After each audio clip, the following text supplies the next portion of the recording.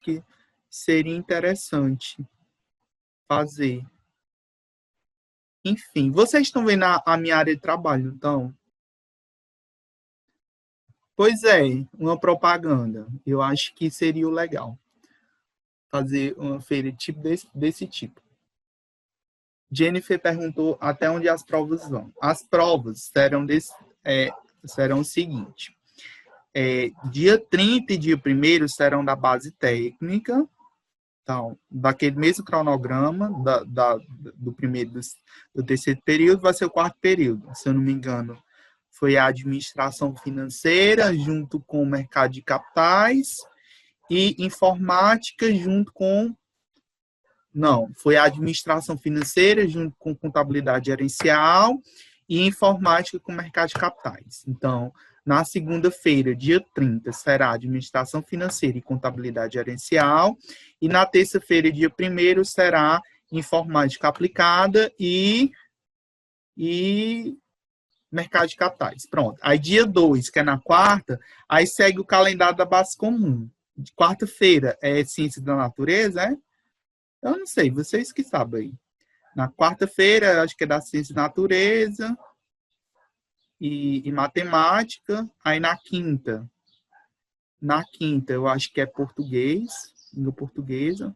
Não, é o contrário. Na quarta é língua portuguesa, né? Língua português e ciências e a área de linguagens, né? Aí na quinta-feira é ciências da natureza e matemática. E na quinta é ciências humanas. Aí na outra semana recebe, né? Aí vocês têm uma semana e na outra recebe.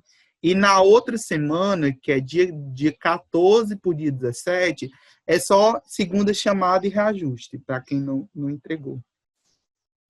No caso, quem já tiver com tudo feito, né? Se vocês, por exemplo, vocês já podem ficar de férias dia 4 de dezembro. Se vocês fizerem todas as provas e já tiver tudo feito, dia 4 de dezembro você já fica de férias.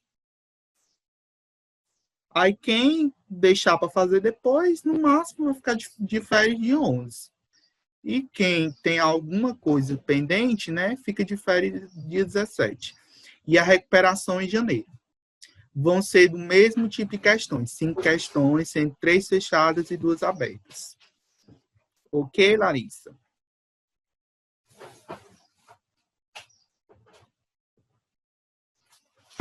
Pronto.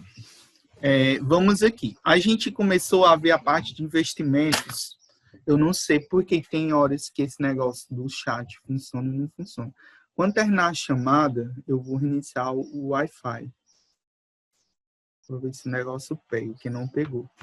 Enfim, na aula passada, a gente... Pessoal, eu não vou acompanhar o chat, tá certo? Eu vou fechar aqui, porque eu não tô com não estou com o tablet. Aí eu não vou acompanhar o chat. Então, se vocês tiverem qualquer pergunta, vocês habilitam o microfone e falam, porque eu não estou com acesso ao chat, tá certo?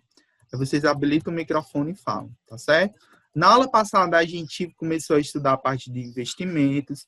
Vimos que existem 2 grupos grandes de investimento, que são os investimentos de renda fixa e os investimentos de renda variável. Vimos que para os investimentos de renda fixa, aliás, para alguns investimentos de renda fixa, existe um fundo que é chamado Fundo Garantidor de Crédito, que garante até R$250 mil por CPF, ou seja, por pessoa física, né, por instituição financeira, até o valor de R$1 milhão, né, até 4 anos. Né? Durante 4 anos, você pode receber até R$1 milhão pelo Fundo Garantidor de Crédito. E quais são os investimentos que são seguros por esse Fundo Garantidor de Crédito? Os depósitos à vista, né? Então, quando você faz um depósito na sua conta corrente, ele não vai gerar nenhum valor, né? Se você deixar R$1.000 na sua conta corrente, se você esperar 10 anos, 20 anos, vai estar o mesmo valor, porque ele não rende, tá certo? A não ser que sua conta corrente tenha cesta, né? Tenha cesta de serviço, porque tem alguns bancos grandes que cobram cesta de serviço. Então, se tiver cesta de serviço, você você vai debitar todo mês a sua conta, né, o valor da cesta de serviço, R$ 12, R$ 15. Mas aí eu já falei para vocês que quem cobra, né, quando os bancões, né, que cobra cesta de serviço, vocês podem tirar esse valor que cobra do banco todo mês. Vocês vão lá no banco, né, no bancão, né, Banco do Brasil, Bradesco, Caixa Econômica, enfim, onde vocês tiverem conta corrente, e vai lá no banco e pede para tirar a cesta de serviço. Se eu não me engano, você tem direito a 4 status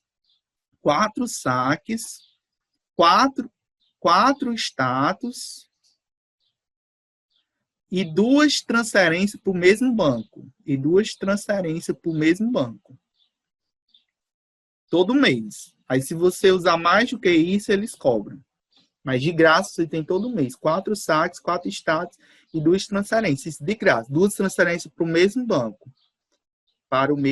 Se você for transferir para outro banco, já cobra. Né? Então, tem gente aí que perde dinheiro todo mês com conta corrente, né? Pagando cesta de serviço. Então, uma dica aí. Então, quem tiver, tirar. Então, quais são os investimentos que são cobertos pelo FGC?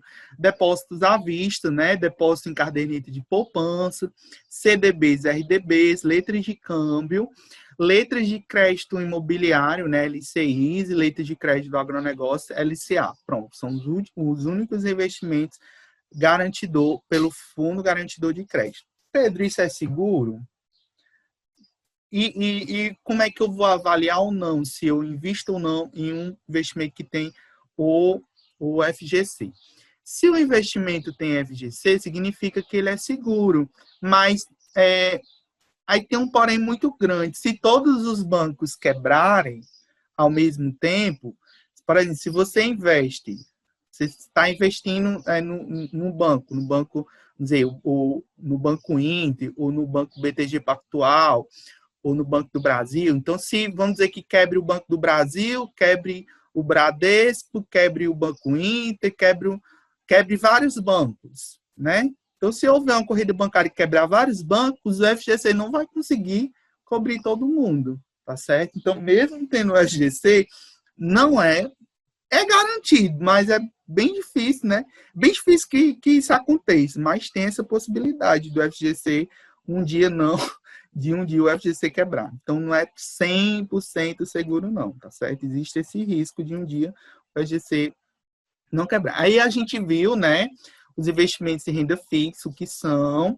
Aí a gente viu que existem, né, como é que eles rendem, esses investimentos em renda fixa. Tem 3 tipos de rentabilidade. A pós-fixada, geralmente, ela é ou atrelada à Selic ou ao CDI. A pré-fixada, ou seja, já tem uma taxa que é especificada no momento que você investe, ou atrelada ao IPCA, que é o índice, né, que mede a inflação. Então, esses investimentos em renda fixa, eles podem ser rentabilizados da seguinte forma. Pré-fixado, então, no momento que você investe, você já sabe quanto é que você vai ganhar. Então, por exemplo, o investimento vai estar lá, 5% ao ano. O que... Aí, pós-fixado, sempre vai vir atrelado ou ao CDI, né? Por exemplo, aqui a poupança, ela, no caso, a regra atual, né? Que rende 70% da taxa Selic, né? Da Selic, a poupança. Esse daqui, no caso, ela rende se a Selic for maior ou igual que 8% ao ano. Então, os pós-fixados, né? Eles sempre vão estar atrelados ou ao CDI, ou à Selic, ou ao IPCA. Então, os pós-fixados, ou eles vão estar atrelados ao CDI, ou ao Selic, ou ao IPCA. E nós temos também os híbridos. Os híbridos, eles têm uma parte que é prefixada e outra parte que é pós-fixada. No caso, ou ao IPCA, ou ao CDI, ou ao Selic. Ou seja, híbrido, você tem 3% ao ano mais IPCA. 4% ao ano mais 93% do CDI. Aqui estão os principais investimentos em renda fixa, que é o que eu falei, né? Poupanças ou direto. Na aula passada a gente viu a poupança, né? Eu falei as vantagens e desvantagens, né? Mostrei esse gráfico aí. Eu achei esse gráfico aqui que é desse ano, Você tem de setembro de 2019 até outubro de 2020. Aí. A gente calculou, né, na aula passada quanto é que a poupança estava negativa. No caso, tá aí, ó, menos 1,4% negativa a poupança. Desde setembro que a poupança está negativa. Aí o CDB eu expliquei também na aula passada, né, que é o certificado de depósito bancário, quando você ou CDB ou RDB, tanto faz, é a mesma coisa.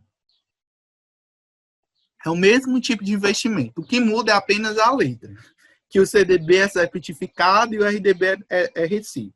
Mas, no fundo, eles valem a mesma coisa. Aí, o que é o CDB? Você empresta dinheiro para o banco, você está emprestando dinheiro para o banco e o banco vai retornar esse investimento que você emprega com o principal mais o juro. Aí, assim, o CDB, existem dois tipos de CDBs. Os CDBs com liquidez diária e os que não têm liquidez diária. Os que têm liquidez diária, você pode resgatar imediatamente, a qualquer momento que você quiser. Tá certo? Só que tem um porém. Os CDBs, eles têm cobrança de IR e de IOF. Se você tirar o dinheiro menos que 30 dias. Então, se você tirar o dinheiro menos de 30 dias, nos CDBs com liquidez diária, você vai ter cobrança de IOF. E de IR, ele segue uma tabela regressiva. Qual é a tabela regressiva? Essa daí. Se você retirar o dinheiro em até 180 dias, ele vai cobrar 22,5%. Essa é a tabela regressiva do IR.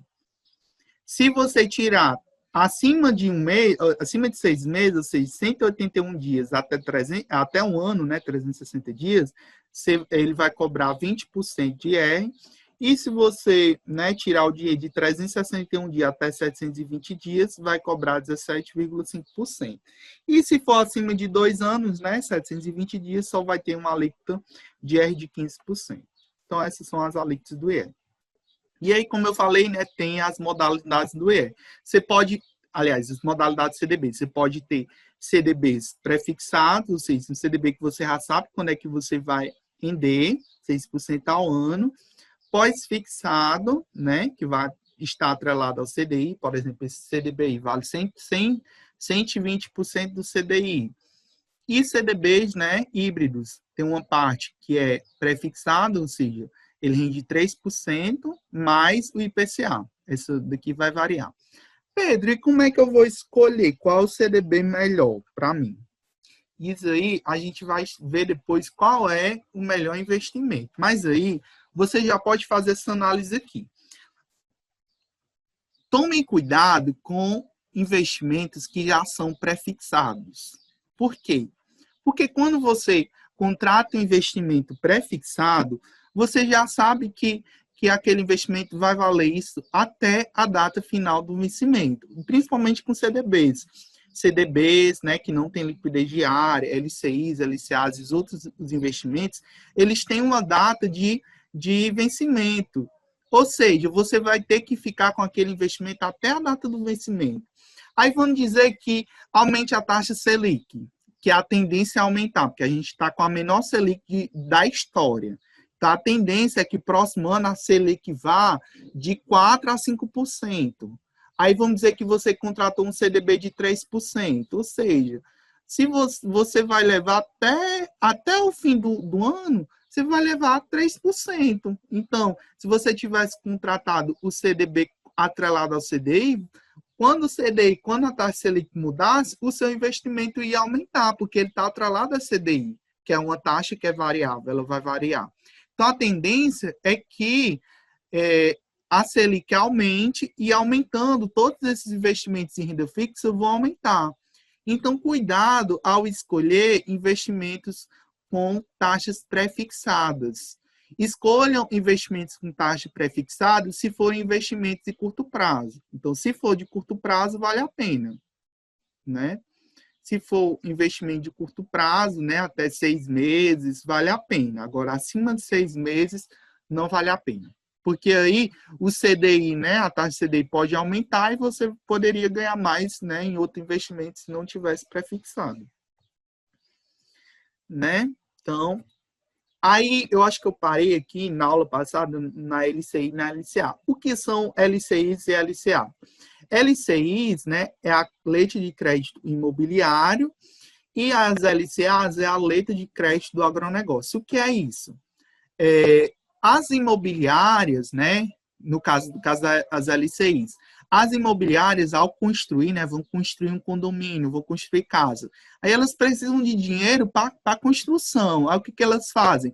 Lançam letras de crédito para os bancos, e aí nós, investidores, compramos essas letras de crédito. Então, nós estamos emprestando dinheiro para, no caso das LCIs, para a construção imobiliária, e das LCAs para o agronegócio, então para os produtores do agronegócio.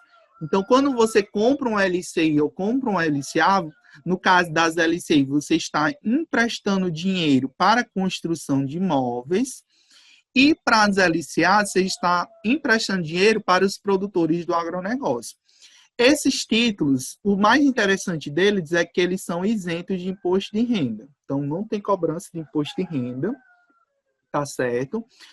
Então, eles são empréstimos a setores citados. Pedro, e é bom o LCI e LCA? É ótimo. Por que é ótimo? Porque eles são isentos de imposto de renda e eles são cobertos pelo FGC, né? Tem cobertura, a maioria tem cobertura do FGC. Então, é ótimo, é um investimento muito bom, e principalmente a LCI. A LCI ainda é melhor do que a LCA. Por que a LCI é melhor do que a LCA? Porque pensa, a LCI você está construindo imóvel.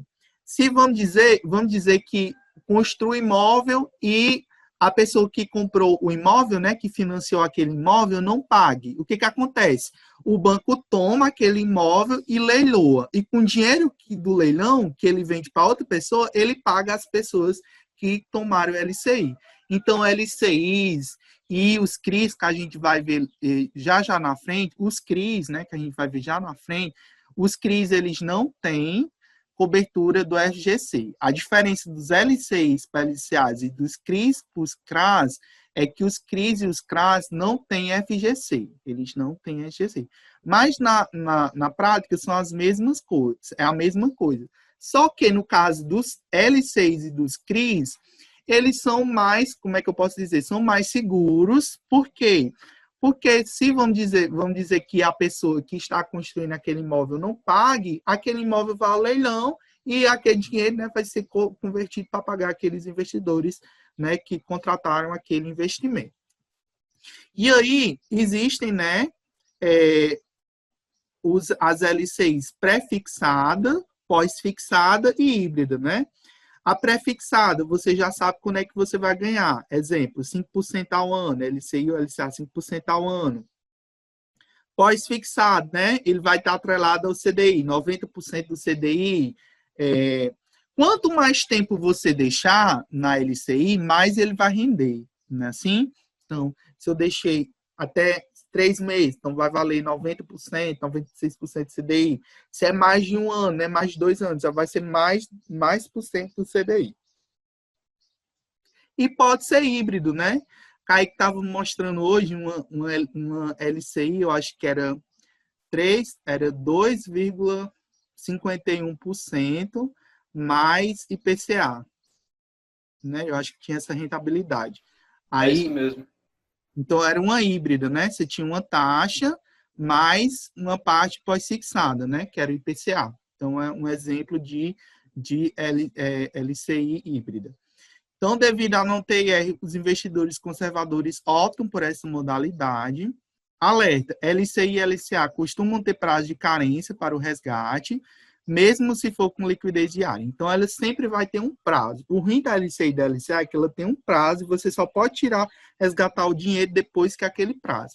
E você só vai receber os juros daquela LCI e daquela LCA no final da vigência. Então, fica rendendo todo mês, os juros ficam lá naquela LCI, mas você só recebe no final. É no final que você recebe o montante investido mais o juro. Né? Então, a maioria só vai ter resgate no vencimento do título. Então, ela tem baixo risco, como eu falei, né? Tem cobertura do FGC, não têm liquidez diária, possuem uma data de vencimento e são isentas de imposto de renda. Essas são as principais características das LCIs e da LCA. Aí vamos para as letras de câmbio. As letras de, aqui já é outra modalidade de investimento. A letra de câmbio é um título de renda fixa muito semelhante ao CDB. A principal diferença entre o CDB e a letra de câmbio é que o primeiro é emitido por um banco e a segundo por financeiras, né? Financeiras, que são instituições de empréstimo, né? Por mais que o nome esteja falar com câmbio, não tem nada a ver com câmbio, não tem nada a ver com moeda estrangeira, é só um título de renda fixa, tá certo? Tem nada a ver com câmbio. Então, como qualquer aplicação de renda fixa, a ideia é a mesma. Você empresta o dinheiro, seja para um banco, seja para uma financeira, e em troca recebe o valor emprestado mais uma remuneração, em uma data definida no momento da aplicação. Aí, o rendimento pode ser atrelado ao CDI ou combinado com a taxa fixa mais IPCA, por exemplo, 100% do CDI ou 4% mais IPCA. Você deve estar se perguntando, né? Se ambas são parecidas, por que devo escolher a letra de câmbio se já escolho o CDB? Né? Então, se a letra de câmbio é igual ao CDB, por que eu devo escolher a letra de câmbio e não o CDB? A resposta é simples. Porque você pode encontrar na corretora uma letra de câmbio dentro do prazo que você quer investir e com um ótimo rendimento. Por isso, conhecer diferentes produtos na renda fixa faz toda a diferença para quem quer maximizar seus ganhos e diversificar com segurança.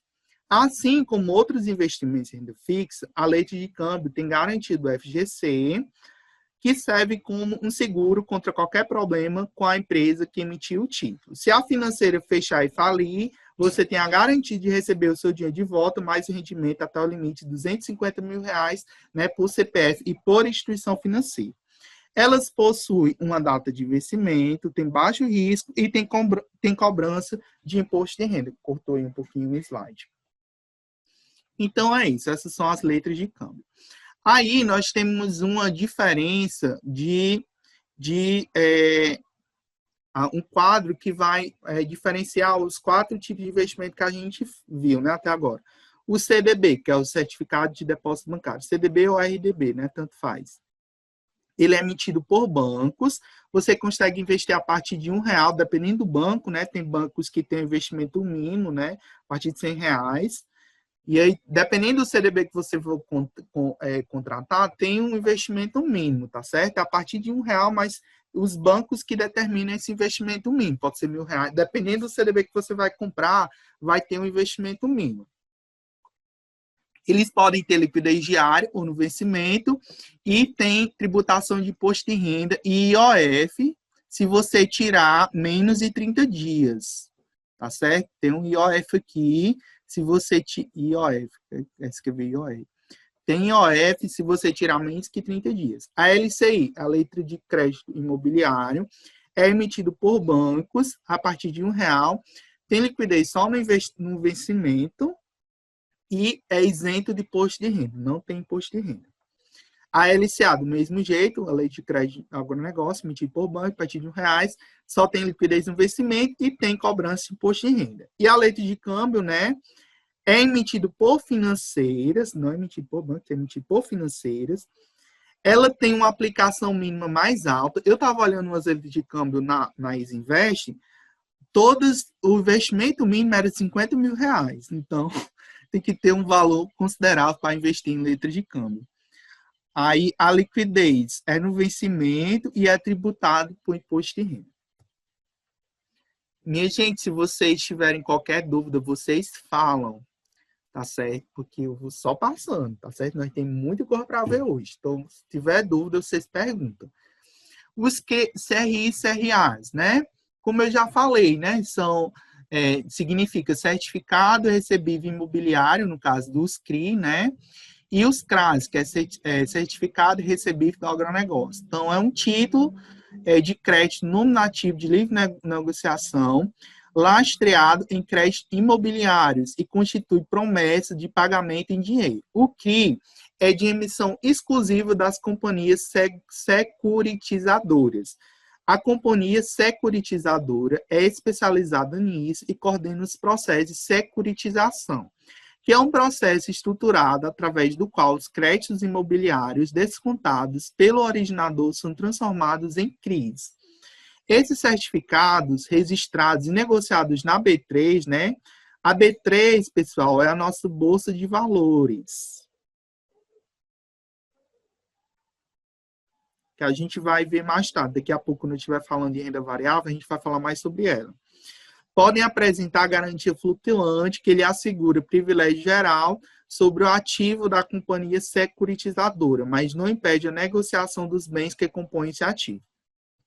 O CRI deve ter como lastro créditos imobiliários e somente pode ser emitido por essa única finalidade. Por se tratar de um valor mobiliário, para emissão do CRIs é necessária prévia autorização da CVM. Por ser emitidos de forma simples ou pelo regime fiduciário, mas não implica constituição de patrimônio separado administrado pela companhia. Né? Isso aqui, pessoal, eles oferecem, né? Então, o que é o CRI? Você tem, né? Vocês vão construir imóvel, né? Vão alugar um imóvel. O que que faz? As construtoras, elas, junto com as seguradoras, né? As companhias de seguro daquela obra, emitem um título chamado CRI, né? No caso do CRI, né? E do agronegócio se chama o CRA. Então, esses títulos são de crédito, então, justamente para financiar aquela obra. Então, os investidores compram, né? E aí, depois de um certo tempo, eles recebem. Qual a diferença do CRI para a LCI? O CRI, ele não tem cobertura do FGC. Então, ele é bem mais... Ele tem uma rentabilidade maior, então ele vai render mais do que a LCI, mas, em consequência, ele tem maior risco. Então, você pode ter um maior risco de não receber esse dinheiro que você investiu pelo CRI. Tá certo? Então, tem risco. Mas, é como a gente falou, né? Investimento, sempre a gente vai considerar 3 coisas. Rentabilidade,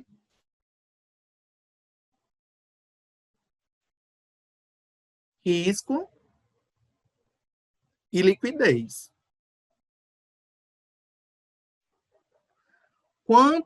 Quando você quer alta rentabilidade, quanto mais alta a rentabilidade, né, maior é o risco, né? Quanto maior a rentabilidade, é maior o risco e menor é a liquidez. Então, se você quer maior liquidez, né? Então, se você quer maior liquidez, você vai ter que, né, ganhar menos, você vai investir com menos rentabilidade e, em consequência, vai ter menos risco. Então, se tiver render menos, tem menos risco, né? E aí, em consequência, vai ter maior liquidez. Então, vocês têm que sempre, quando investirem, sempre tem que analisar esses 3 fatores: rentabilidade, risco e liquidez, né? A gente vai ver daqui a pouco que vocês têm que saber o que é que vocês querem. Eu já falei isso desde a aula passada. O que você quer?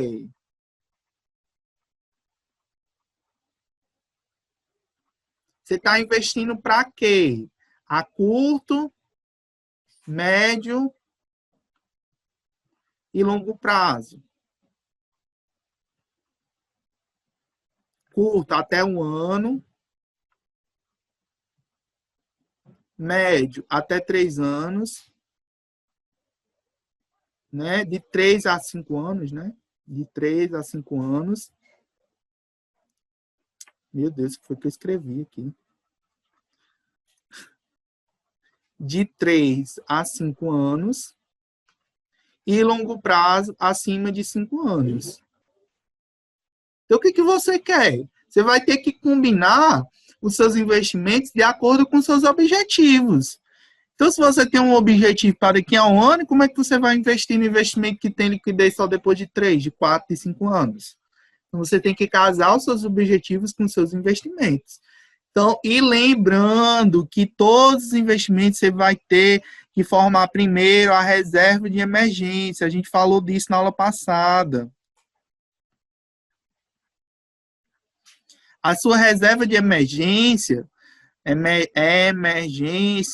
tem que estar em investimentos com alta liquidez, com baixo risco e que provavelmente vai render menos. Então, primeira coisa é formação de reserva de emergência. Quanto é que eu tenho que ter de reserva de emergência, Pedro? De 6 a 12 meses do seu custo mensal. Então, até um ano do seu custo de vida. E para que serve a reserva de emergência? Justamente para quando se você ficar desempregado, se você tiver uma redução salarial, se você ficar doente, se acontecer alguma coisa, algum problema e você estiver garantido. Então, a reserva de emergência serve para isso. Tá certo? Então, a primeira coisa é formar a reserva de emergência. Depois que vocês formarem a reserva de emergência, aí vocês pensam em investimentos melhores. Tá certo? Então, vamos lá. Por oferecer segurança quanto a uma eficiente e ágil execução da garantia, né? Isso aqui eu vou passar, porque tem muita coisa para a gente ver. Então, cuidado, né? O CRI não conta com garantia do FGC. Ao comprá-lo, o investidor está adquirindo um fluxo de recebimento de crédito concedido para a efetivação do empreendimento imobiliário. Seus termos e condições, taxas, prazos e amortizações, porém, são variáveis conforme cada emissão específica podem ser negociados pós ou pré-fixados. Vale notar que os CRIs pagam uma espécie de cupons mensais. Interessante, outra diferença dos CRIs para as LCIs. Todo mês, os CRIs eles pagam uma espécie de juros, Todo mês você vai ver uns juros caindo na sua conta, se você investir em CRIs, diferente das LCIs, né? Todo mês eles pagam um jurinho. A liquidez do CRI somente ocorre no investimento, né? Alguns CRIs, eles podem ser negociados na bolsa. Então, existe o CRI e o CRA, né? Enquanto o CRI é voltado para títulos de segmento imobiliário, o CRA é de segmento do agronegócio. Contudo, a metodologia de ambos são idênticas. Aí aqui é o diagrama de emissão do CRI, né? Você tem o credor, né? No caso, o investidor, né? O credor, no caso, a pessoa que possui o direito de crédito imobiliário devedor, né? Ele passa, né? Quando vai construir um imóvel, né? Ele entra uma seguradora, né? Uma securizadora, e é essa que emite o CRI, né? Os investidores. E é essa, né, securizadora que vai pagar, né? Ela é o agente fiduciário, né? Responsável por proteger os direitos dos investidores, né? Então, aí você tem, né, o diagrama, né, de cessão do CRI. Aí, vantagem da debentures. A debenture é um título emitido por sociedades anônimas, ou seja, pelas SAs. Então, quem emite as debentures são empresas, SAs, né? Representativo da parcela de empréstimo contraído pela empresa emitente no investidor, a médio, longo prazo, garantido pelo ativo da empresa. Então, você tem, né, a debênture é como se fosse uma dívida, né, que você investe pela dívida de uma empresa. Pessoal, vai acabar os 40 minutos. Vocês entrem novamente lá no link, por favor. Slide aí da debênture. Sim, Pedro. Pronto. Então, a debênture é como se você comprasse uma dívida daquela empresa, tá certo? Então, elas podem ser... Então, como é uma dívida da empresa, ela tem um alto risco, né? Quando você investe em uma debênture, tem um alto risco de você não receber aquele dinheiro de volta. Mas, em compensação, tem alta rentabilidade.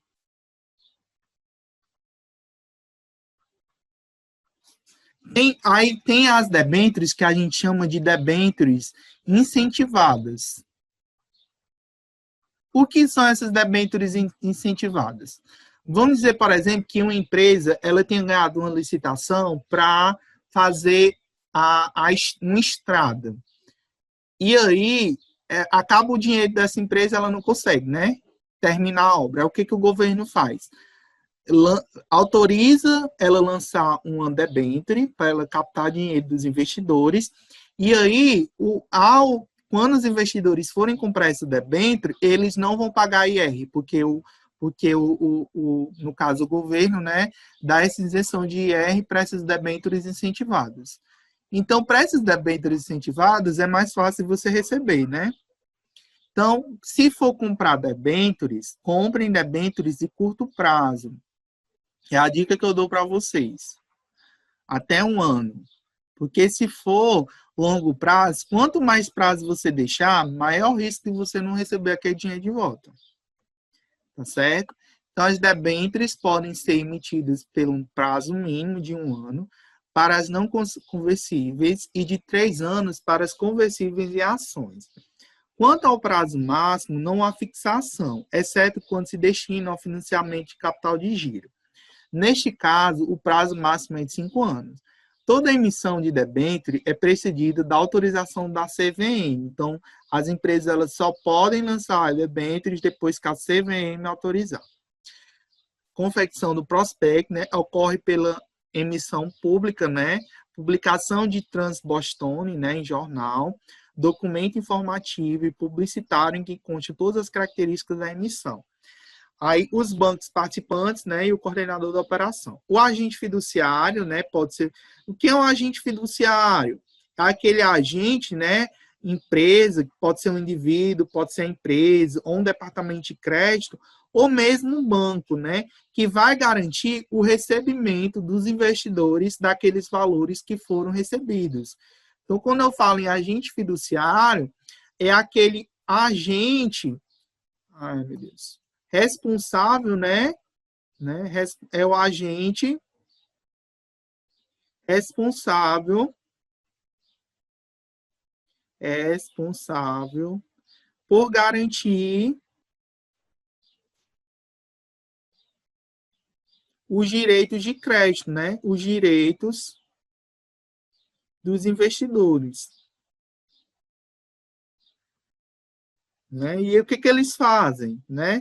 Eles fazem cumprir as obrigações do emitente da debênture, né? Eles elaboram relatórios todo mês, convocam assembleias, né? Notificam a inadimplência da empresa emitente, né? Entre outras coisas. Os debenturistas, né, podem contratar o agente fiduciário, né, e exonerar. Ele é nomeado na escritura da emissão da debênture, sendo a terceira parte envolvida na emissão.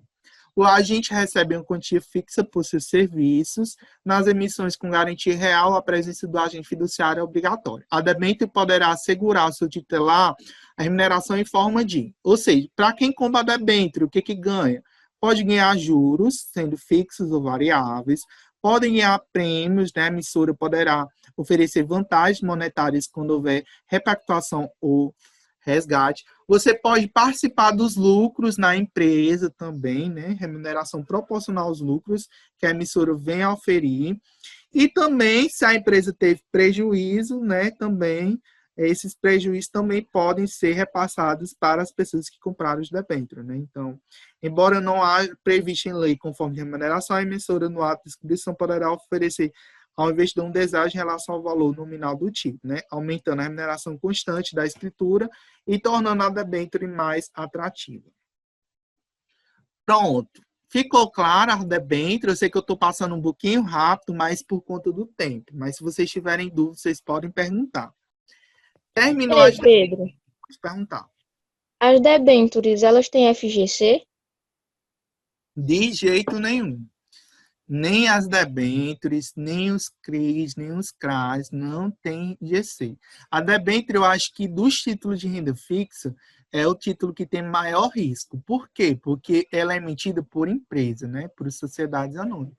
Nem tem FGC, mas em compensação, ela tem alta rentabilidade. Ou seja, você tem um retorno bem maior se você investir nessa debênture. Mas aí, assumindo o risco, que pode ser que você não receba aquele valor que você investiu. Tá certo? Então, muito cuidado ao investir em debêntures. Rapaz, acaba ter que pensar mais de 2 vezes antes de investir nisso. Com certeza. E é só valor alto, né? Eu tava vendo as debêntures do Inter, é 5 mil, 3 mil. Minha gente. São valores altos. Então, e cuidado que existe, né? Tem investimentos que são para... Cuidado lá no Banco Inter, que são para investidores qualificados, né? Tem debêntures que só quem pode comprar são investidores qualificados. O que são investidor qualificado?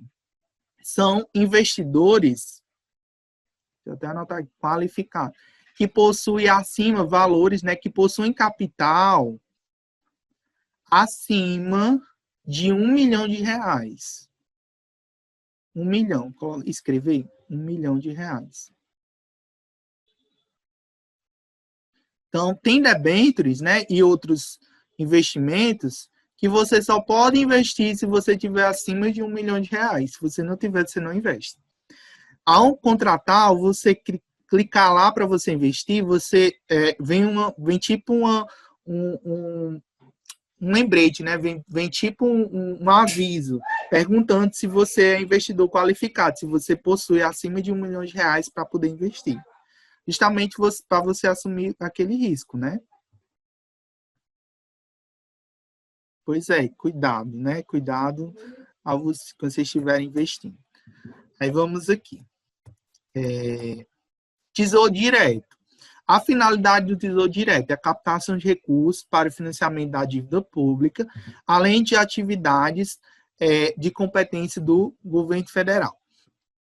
Até 2002, só era possível adquirir títulos públicos através de fundo de investimento.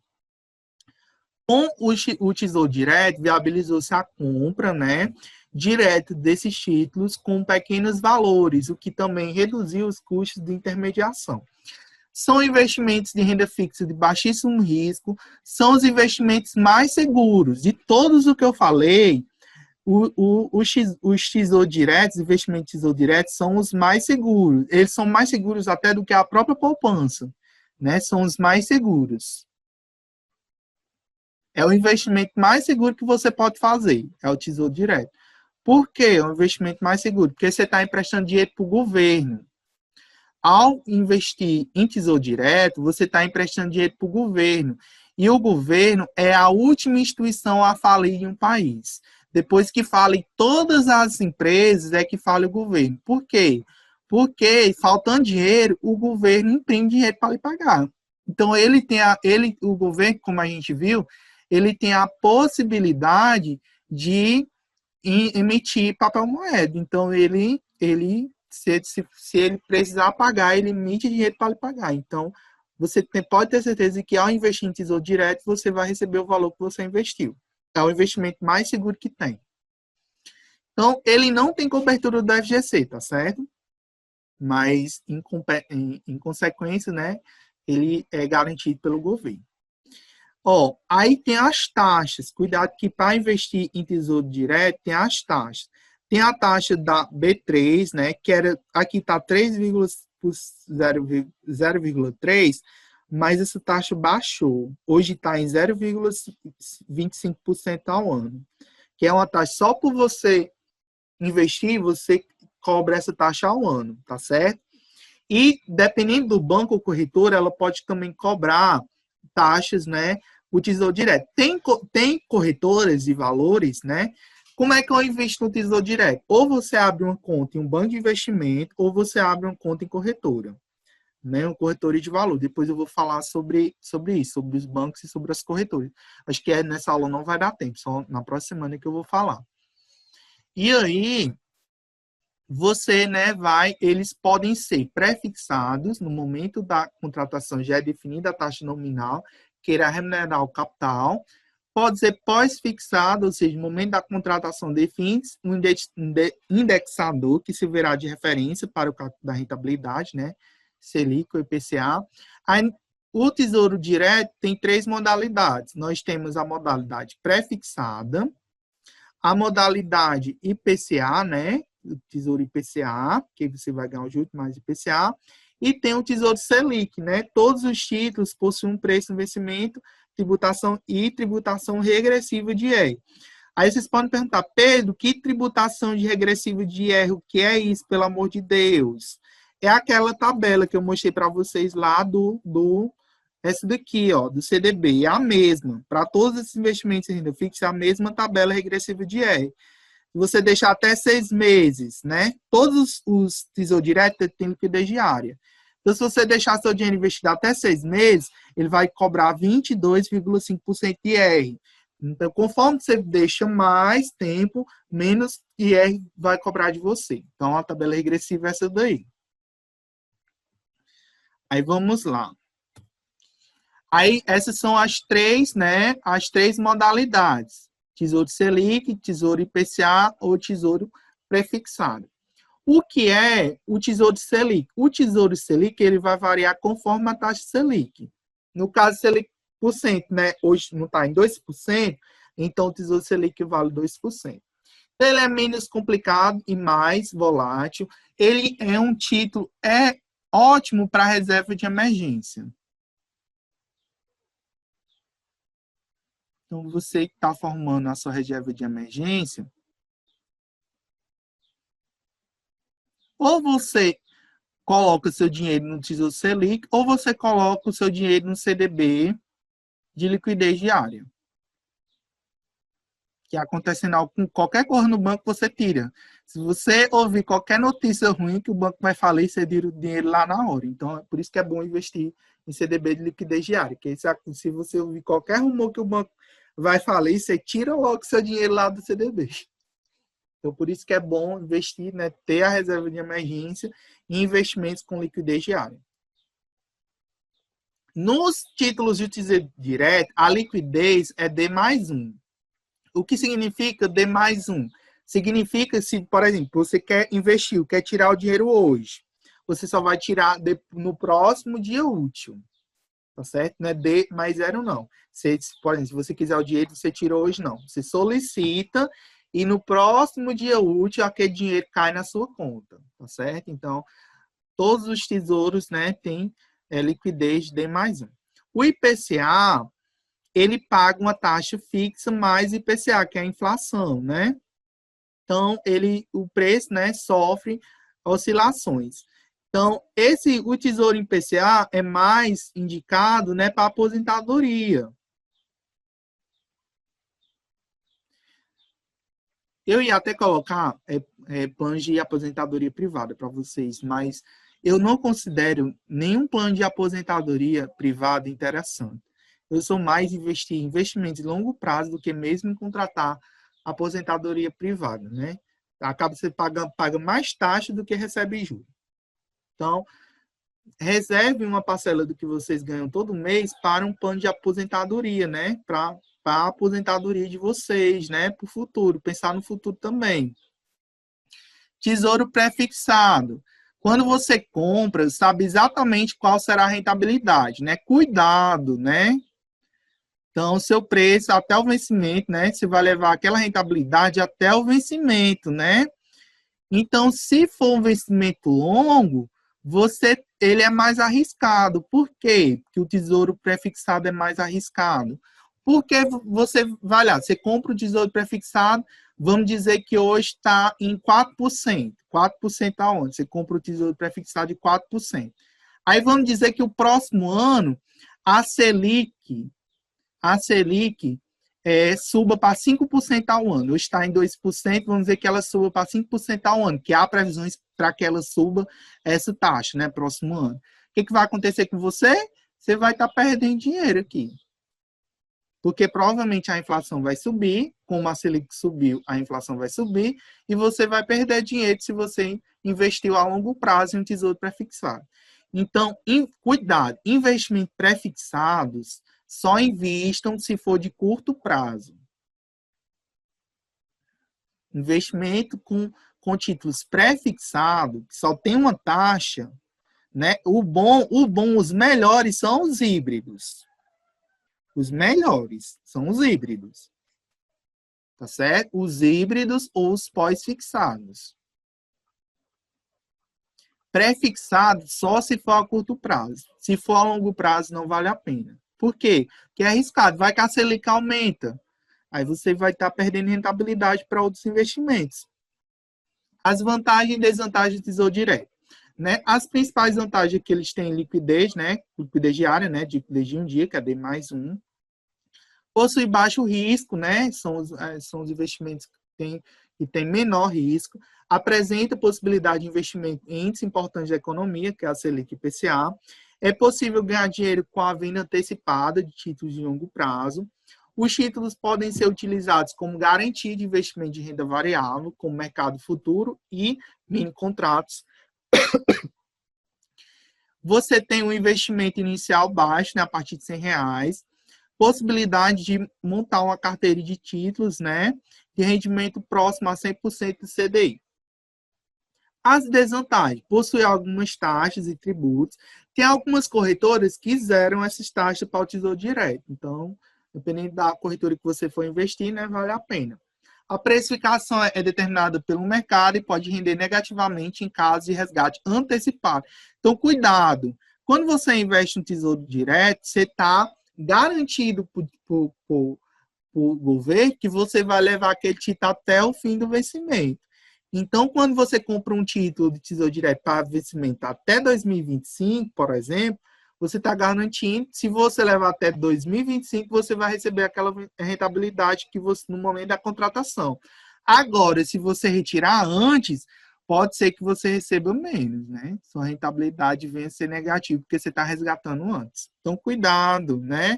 Cuidado, porque quando você resgata antes, tem um negócio do IR, né? Tem o imposto de renda.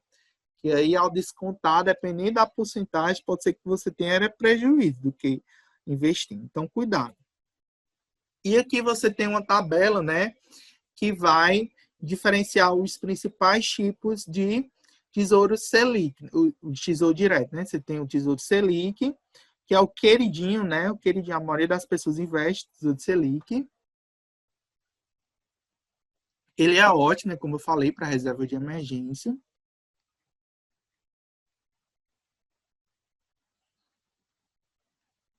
Ou Tesouro Selic ou um CDB com liquidez diária. Tesouro IPCA, né? Aqui é mais para aposentadoria.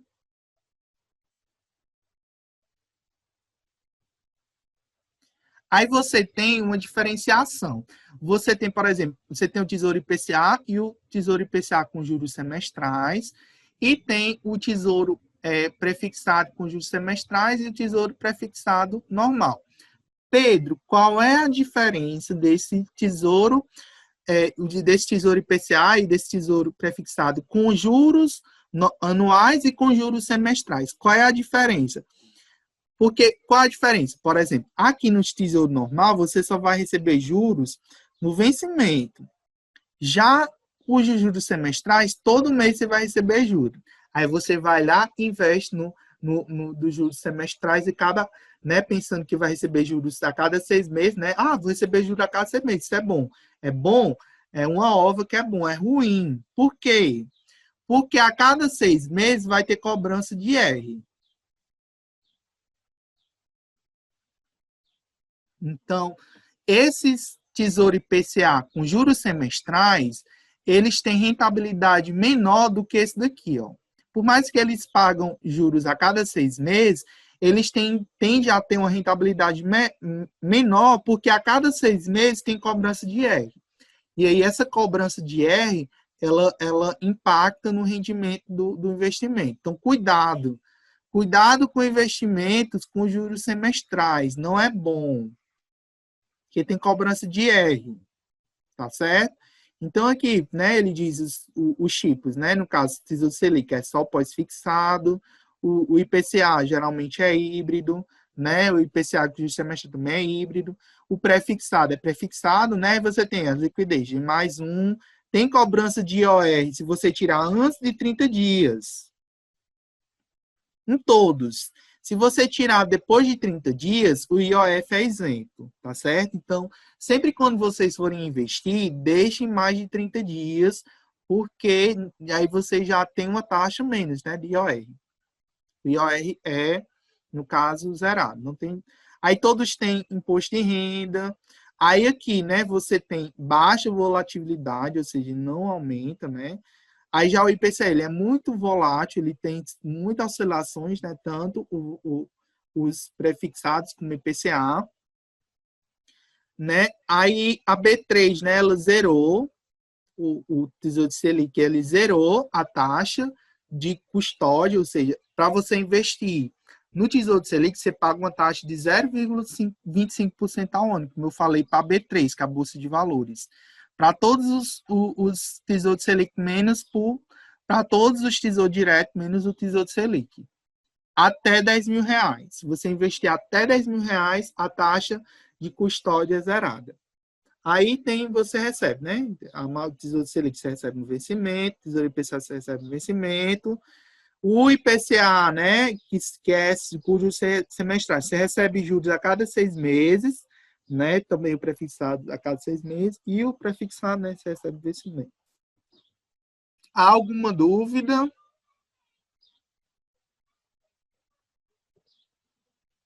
Vocês estão entendendo tudo, né? Que bom. Eu sei que eu estou passando rápido, mas porque tem muita coisa para a gente ver ainda. Aí vamos lá. Qualquer dúvida, vocês me perguntem. Fundo de renda fixa. O fundo de renda fixa é um investimento com uma carteira composta por diversos produtos. Por exemplo, títulos públicos e privados.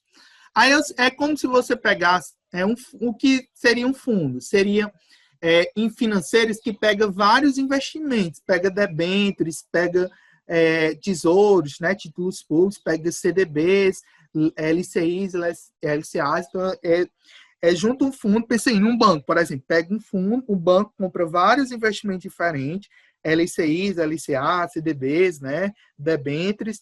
Aí, quando você investe naquele fundo, e várias pessoas investem naquele fundo, você assume menos riscos, né? Bom no fundo de renda fixa é isso, você assume menos risco, porque seu aporte vai ser limitado, né?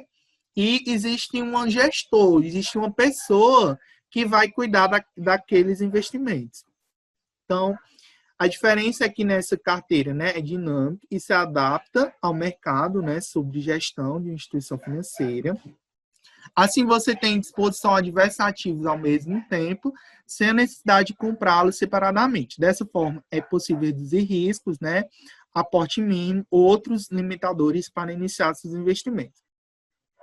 Em resumo, né, os fundos de renda fixa são ofertados por instituições financeiras e por trás dessa aplicação há um gestor especializado que administra diariamente a carteira, buscando sempre os melhores resultados. A sua rentabilidade depende dos ativos que compõem o fundo e as taxas cobradas. Geralmente, esses textos de produtos têm composição de, no mínimo, 80% de renda fixa e os demais podem ter derivativos, né, renda variável. O controle é feito por um gestor que pode tanto inserir quanto retirar aplicações dessa carteira. O objetivo é ter a máxima rentabilidade com o mínimo de risco. Os derivativos são os mais utilizados como alavancagem, isto é, para aumentar a sua rentabilidade em períodos em que a renda fixa está baixa. O que são derivativos? Vocês podem perguntar o que são derivativos. São ações, né? Ações na bolsa. Eu vou já explicar o que são ações. Assim, o administrador mantém o rendimento da carteira sem a necessidade de alterar os produtos principais com muita frequência. Então, nós temos a classificação, né, dos fundos de renda fixa. O fundo de renda fixa é classificado pela CVM de acordo com o prazo, composição da carteira e finalidade. Basicamente, eles são divididos em 4 tipos. Nós temos o simples, né, o de curto prazo, o de longo prazo e tem o referenciado. Aí vamos lá. O simples, esse investimento foi pensado para atender a iniciantes, né, e pequenos investidores. Os objetivos são baixo custo, né, e menos risco. Por isso, esse fundo é composto de 95% por títulos públicos, né, e de instituições que apresentam baixo risco de crédito. O gestor pode não alocar grande parte da carteira em títulos privados e muito menos investimentos no exterior, tudo para produzir o fundo da volatilidade. Fundos de curto prazo são fundos, né, com prazo menor do vencimento, dos títulos que compõem, né, sendo o limite de 375 dias, com prazo máximo da carteira em 60 dias.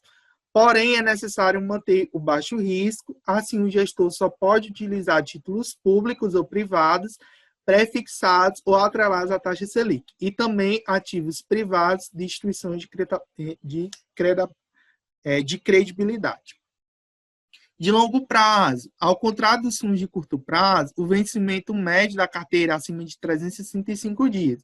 Com isso, o gestor tem mais flexibilidade, tanto para compor quanto para controlar a carteira. Esses fundos podem ter títulos pré-fixados ou pós-fixados, tanto públicos quanto privados. O risco de é um pouco mais elevado quando comparado com a classe anterior, né? Em compensação, a rentabilidade costuma ser maior, né? É como eu falei, quanto maior for o prazo desses investimentos, maior o risco de você não receber. E vale lembrar que esses fundos de renda fixa não têm FGC, tá certo? Quando você compra, você não tem garantia do FGC. Ainda tem o referenciado, né? Que desse fundo, o objetivo, né, é buscar a rentabilidade de um índice de referência, né? Por exemplo, o CDI e o IPCA. Então, esses fundos, eles replicam, né, as taxas, seja o CDI ou o IPCA. Então, eles vão variar de acordo com a taxa, eles valem a taxa.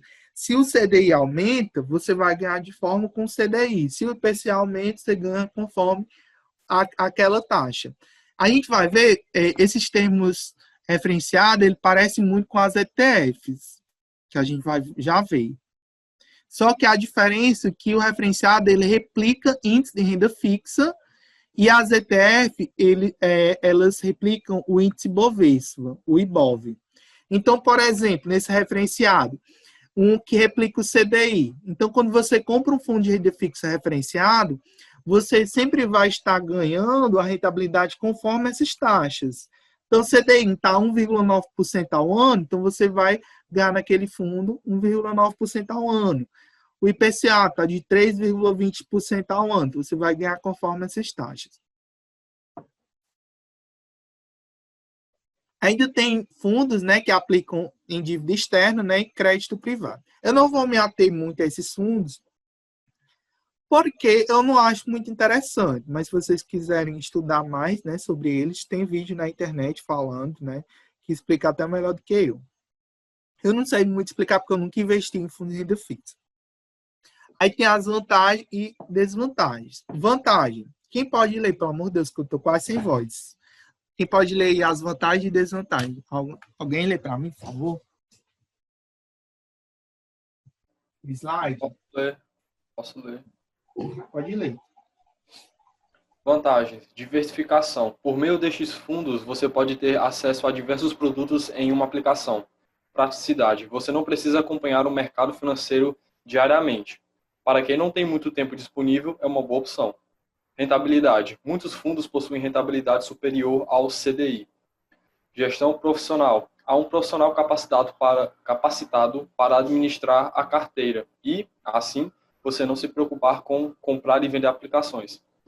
Aporte mínimo. Você pode comprar cotas a partir de R$ 500 e se tornar um investidor de várias aplicações em renda fixa.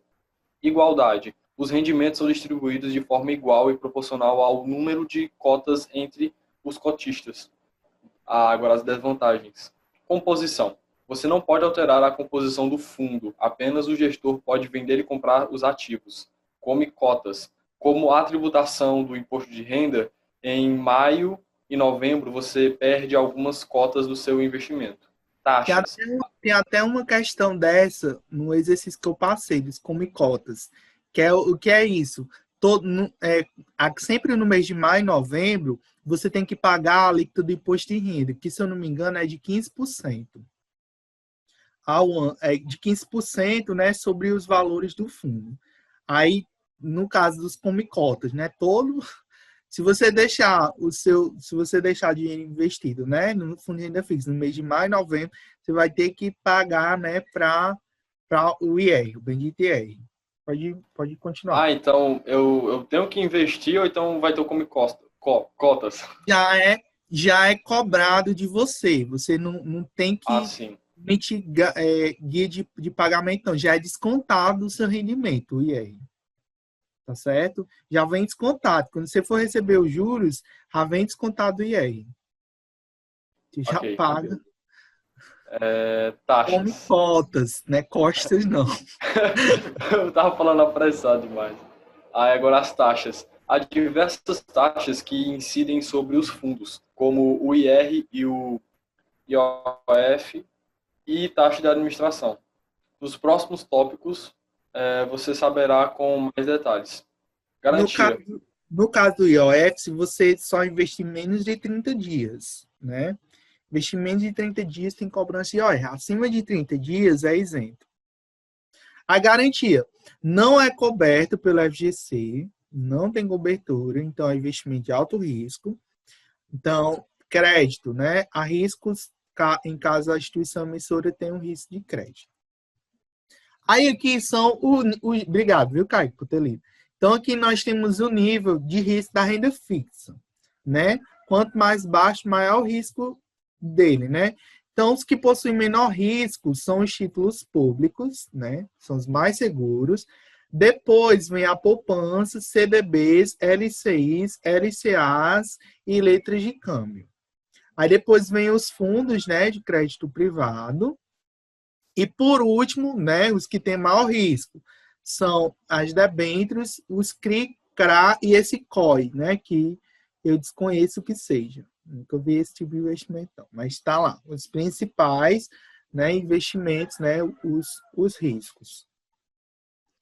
Aí pronto, terminamos a renda fixa, vamos para a renda variável. Se Deus quiser, vai dar tempo da gente ver todo o slide hoje.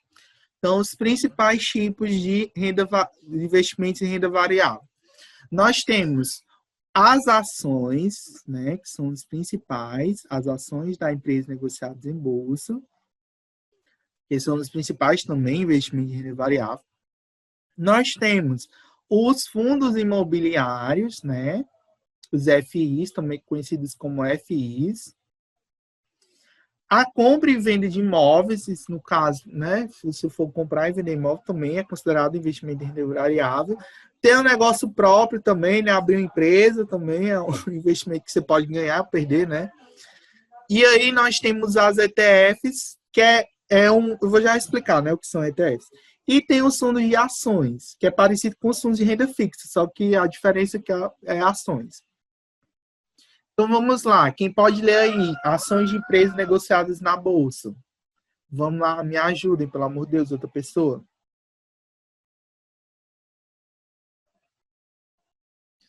Quem pode ler aí o slide? O professor já está sem voz. Me ajudem, pelo amor de Deus. Olha, O povo não quer ler, leia. Ações... Opa, peraí, deixa eu botar full screen aqui. Pronto. Ações representam uma fração do capital social de uma empresa. Ao comprar uma ação, o investidor se torna sócio da empresa, ou seja, de um negócio. Passa a correr os riscos deste negócio, bem como participa dos lucros e prejuízos como qualquer empresário. A forma mais segura de conseguir bons retornos investindo em ações é comprar papéis de empresas bem geridas, que apresentem lucros sólidos e crescentes, e não ter pressa de vendê-las. O investidor deve buscar critérios de avaliação de empresas para analisar seus fundamentos e não se preocupar com as oscilações.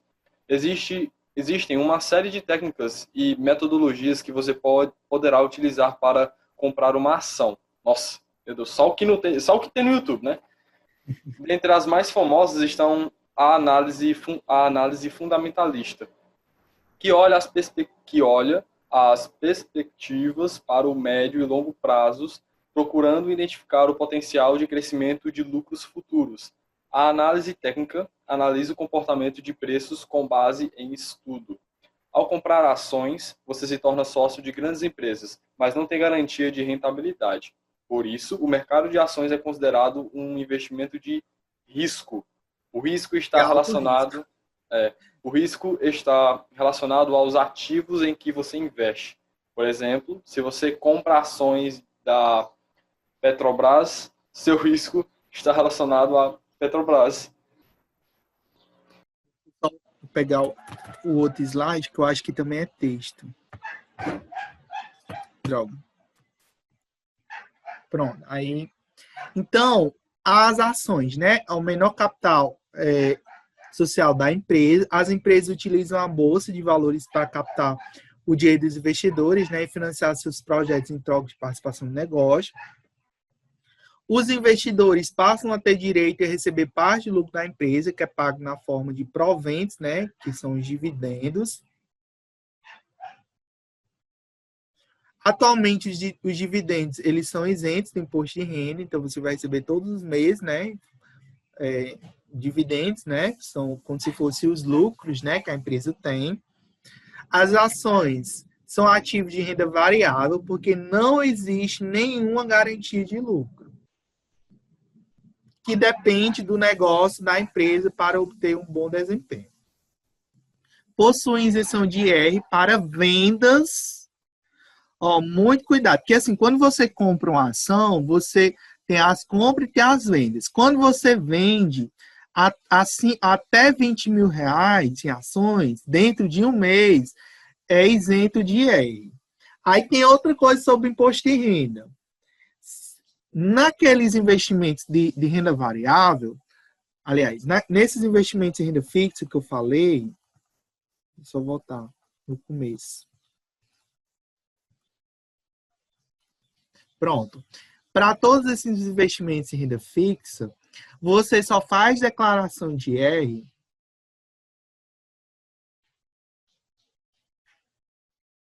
todo ano se você superar o teto do imposto de renda. Deixa eu ver aqui quanto é o teto do imposto desse ano. Né? O teto de IR, deixa eu pesquisar aqui na internet, de 2020. Pronto, a edição de 2020 foram R$ 28.559,70. Então, se você ganhou em 2020 valores superiores a R$ 28.559,70, você vai ter obrigatoriamente que declarar imposto de renda. Tá certo? Se você ganhar menos do que isso, você não é obrigado a declarar IR. Então, para todos esses investimentos em renda fixa, você não é obrigado a fazer declaração de imposto de renda. Você não é obrigado. Você só faz a declaração se você ganhar acima desse valor. Tá certo? Já para esses investimentos aqui de renda variável, você é obrigado a fazer declaração de imposto de renda. Investiu em qualquer um desses investimentos, se você investiu R$1 em ação, R$1, mês que você não ganhe nada, não tem renda por mês, investiu R$1 em ação, cadê vocês? Pessoal, a gente vai até terminar esse slide ou até terminar essa chamada. Cadê vocês? Pode ser o que acabar primeiro, ou essa chamada de 40 minutos ou os slides. Pode ser? Vocês me aguentam por mais 40 minutos? Ou até terminar os slides, o que vencer primeiro. Pode ser ou não? Pode. Me tá valendo. Pronto, o que vencer primeiro, ou o tempo dos 40 minutos, ou os slides. A gente fica até um dos dois acabarem. O que acabar primeiro, a gente termina. Então, como eu ouvi falando, se você investir qualquer valor, investir em ação, saiba que você vai ter que fazer declaração de IR. É lógico, pessoal, que a declaração de IR, vocês podem achar que é um bicho de 7 cabeças, mas não é. A coisa mais fácil do mundo é você declarar imposto de renda. É só você baixar o site lá na Receita Federal e preencher. Vocês mesmo preenchem. Tem gente que paga contador para fazer, mas eu não pago, não. Eu mesmo que faço minha declaração. Imposto de renda. Então, não tem bicho, tem tutorial na internet falando, né, explicando, então não tem bicho. Então, não vou investir em renda variável, não vou investir em ação, porque tem que fazer declaração de IR. Então, me poupe, né? Você nunca vai ganhar dinheiro na vida, porque pensando que vai fazer... Mas, enfim, tem esse detalhe, né? É bom eu avisar para vocês. Sim, aí vamos lá. Em caso, né? Aí tem um porém. Em caso de vendas, né, acima de 20 mil, né, dentro de um mês, você tem isenção de IR. E se você vender acima de 20 mil dentro de um mês e havendo lucro na operação, você tem que pagar 15% de IR sobre o lucro líquido, cabendo o investidor fazer o recolhimento via DARF. Então, por exemplo, você compra, vamos dizer que você comprou uma ação por R$10, Não, é acima, né, de 20 mil. Vamos dizer que você comprou as ações por 10 mil e vendeu essas ações por 25 mil reais. Qual foi o lucro líquido aqui? Foi 15, né? 15 mil. Então, você vai ter que calcular 15% de 15 mil, vai ter que calcular 15% disso aqui, vai lá no site da Receita Federal e emite a guia de pagamento do Imposto de Renda, que é a DAF. Então, nesse caso aqui, valores, lucros acima de 20 mil, você mesmo que vai ter que pagar o IR. Né, como os investimentos em renda fixa, né? Nos investimentos em renda fixa, o próprio banco ou corretora já desconta o IR de você. Nesse caso de ações, se você tiver um lucro acima de 20 mil, em um mês, você vai ter que pagar o imposto de renda para o governo. Só se você tiver lucro acima de 20 mil em um mês, né? Se você tiver lucro acima de 20 mil, você então é rico, né? Tem lucro em um mês acima de 20 mil, né? Que estão investindo muito dinheiro. Então, as ações, elas podem ser negociadas com o lote padrão, que geralmente é composto por 100 ações. Então, geralmente, elas são vendidas, quando você vai investir em ações, você compra, ou você pode comprar o lote padrão, que é 100 ações, ou você pode comprar pelo mercado fracionário, onde você compra de uma ação até 99 ações. Então, por exemplo, você compra um lote padrão, vamos dizer que seja uns 100 reais, né? Cada ação seja R$1, né? Então, ou você escolhe comprar o lote padrão, ou você escolhe comprar o fracionário. Como é que funciona, né? A ação, né? Como é que funciona? Geralmente, a empresa, né? As empresas, sociedades anônimas, né? São as únicos tipos de empresas que podem negociar ações na bolsa. Então, ela pega parte dessa empresa, parte do capital dessa empresa e negocia, né? Com as ações, né? E aí, essas ações já são compradas com o investidor. Então, quando você compra uma ação na empresa, você se torna um sócio daquela empresa, né? Quando você tem ações de uma determinada empresa, você passa a ser sócio daquela empresa. Então, como é? Você aí tem a empresa, né? Ela coloca as ações na bolsa de valores. Como é que a gente tem acesso a essas ações? Através das corretoras, né? Eu vou falar melhor sobre as corretoras na próxima aula. E aí, os investidores, né, se tornam acionistas, né? E aí, os acionistas, né, vão dividir os custos, né? Os custos que tiverem ou os lucros. Né? Se a empresa der lucro, você vai ter lucro, né? Você vai ter ganhos, você vai ter provento.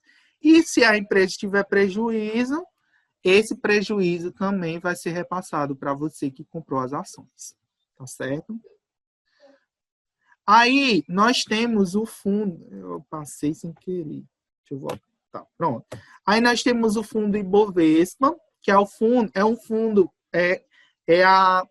A Bolsa a chamada B3, que é a Bolsa de Valores de São Paulo. O que é a Bolsa de Valores? Ela comercializa as ações de todas as empresas que possuem, né, as sociedades anônimas que vendem ações, né, no Brasil. Então, aí você tem o índice Bovespa, né? Ele é recente, né? Esse dado aí é de 11 de novembro.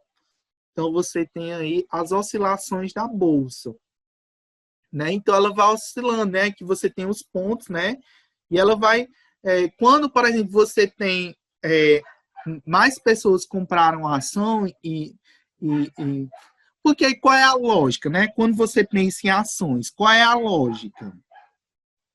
Qual é a lógica? É você comprar em baixa e vender, né? Você comprar as ações quando elas estão baixas, né? Quando eles estão com valor baixo, e vender quando elas estiverem com valor alto, né? Você só ganha dinheiro com ações dessa forma. Quando você compra com valor baixo e vende com valor alto. Você só vai ter lucro dessa forma. Aí, o que acontece com a maioria das pessoas? Olha o pensamento, viu? As pessoas vão, né, compram a ação, né? Olha o pensamento de doido, né? Olha, pensa o seguinte, quando você compra uma coisa, você não pense em ação, pense em qualquer coisa. Pensa em um produto. Você compraria o produto quando ele tivesse, por exemplo, com R$1 ou quando ele tivesse valendo R$10? Lógico que você compraria aquele produto quando tivesse com menor preço, não é assim? A mesma lógica é para ações. Você compra as ações quando elas estão com menor preço e vende quando elas estão com preço alto. Só que o que acontece com as pessoas, na maioria das vezes? Ela compra a ação, aí quando vai olhar no outro dia, o que acontece? O mercado ele vai sofrendo essas oscilações aqui. Aí vamos dizer que você comprou hoje a ação por R$100. Aí amanhã a ação caiu, não vale mais R$100, vamos dizer que vale 80. Você perdeu R$20 o valor dessa ação. Aí você vai, comprou por 100, vendeu por 80. O que você teve? Prejuízo. Né? Então a maioria das pessoas pensa o seguinte, as ações daquela empresa estão caindo, não vou comprar. É o contrário, quando as ações daquela empresa estão caindo, é o momento que você deve comprar. Você só deve vender quando as ações estiverem alta. A gente vai já falar sobre os critérios para compra de ação. Mas um dos critérios é esse. Compra quando a ação estiver em baixa e vende quando ela está em alta. Né? Ela segue essa lei de mercado. Como é que você vai comprar, né? Quando você escolhe comprar um produto quando está com preço baixo ou quando está com preço alto? Né? A gente compra quando está com preço baixo e vende quando está com preço alto. Só que a maioria das pessoas acabam perdendo dinheiro por isso, né? Que compra as ações com preço alto e vende com preço baixo. Aqui nós temos um gráfico de comparação do índice Bovespa, que está em azul, para a taxa Selic. Percebam que quando aqui era em meados de 2015, 2015, e aqui é meados de 2020. Esse gráfico ele é atual. Percebam que em meados de 2015, aqui você tem a taxa Ibovespa, ou seja, quanto é que as ações estavam vendendo, e você tinha a taxa Selic, ou seja, quantos títulos de renda fixa estavam rendendo. Então, veja que quando, em 2015, a taxa Selic estava bem alta, estava por volta de 15, né, 14, e já chegou a taxa Selic valendo quase 15%. Então, quando a taxa Selic está alta, o que acontece com a taxa Bovespa? Tende a cair. Então, quando a Selic cai, o que tende a acontecer com o índice Bovespa? Tende a subir. Então, por exemplo, agora, esse é o melhor momento para você investir em ações. Por quê? Porque a taxa Selic está baixa. Né? Então, sempre que a taxa Selic estiver baixa, é o momento de investir em ações. Tá certo? Então, na Selic baixa, alta, né, não é o momento. Então, esse é o momento ideal para investir em ações, que a Selic está baixa. Né? O índice Bovespa está bem alto. Aqui, nós temos um comparativo de rendimentos da renda fixa e renda variável. O vermelho é a renda fixa, são os investimentos atrelados ao CDI. E o azul, né, o é azul, é roxo, né, o é, sei lá, essa cor mais preta, é o índice Bovespa. Percebam que a renda fixa ela vai rendendo todo mês. Pouquinho, mas ela vai rendendo, ela é nunca negativa. Aqui você tem a linha, né, que é 0%, ó. Ela sempre rende, mas ela rende alguma coisa. Só que você vê que a renda variável, tem momentos que ela não rende nada, ó, dá prejuízo, e tem momentos que ela rende muito. Ó, tem momentos que ela não rende nada, ó, dá prejuízo, né? Tem momentos que ela dá prejuízo, e tem momentos que ela dá lucro. Isso aqui foi de 95 até 2008, né? De 95 até 2008. Então, os momentos em que a renda fixa, né? A renda fixa sempre dá lucro, sempre vai dar lucro. Você nunca vai perder dinheiro na renda fixa. Isso salvo, né? Se você for, né? Não souber realmente investir. Mas sempre você vai ganhar dinheiro se você investir na renda fixa. A renda variável, você pode ganhar muito dinheiro ou pode perder também. E como escolher uma ação, né? A tarefa mais difícil. Né? Então, nós temos dois tipos de análise. Nós temos análise fundamentalística e temos análise técnica. O que é análise fundamentalista, o pressuposto. O valor da empresa está associado às suas características financeiras. Pessoal, vocês sempre buscam, quando vocês forem investir em ações, procurem empresas e setores perenes.